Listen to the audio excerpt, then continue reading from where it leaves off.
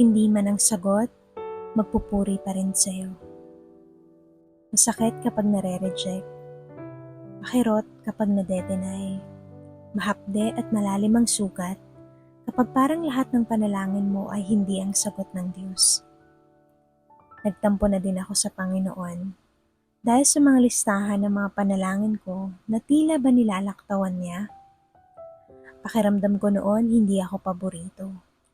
Pakiramdam ko noon hindi malakas ang tinig ko para maabot ang langit. But years later, I found myself thanking God for all the no's I received from Him.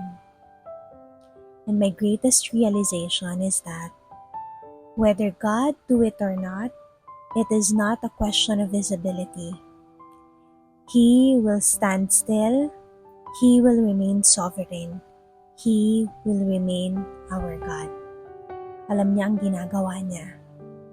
At ngayon ko lang napagtanto na kahit hindi ang sagot sa mga panalangin ko, ay hindi naman siya huminto na gumawa sa buhay ko. Isa sa mga milagro ng Diyos sa mga panalangin mo ay baguhin at ayusin ang puso mo.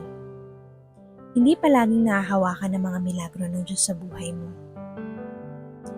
He may answer no, but His plans in your life is still alive.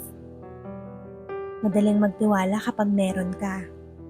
Paano kapag wala ka nang nakikita at nahahawakan? Dear, hindi lang siya Diyos kapag may answered prayers ka. Diyos din siya kahit hindi mo pa nakikita. Kaya magtiwala ka.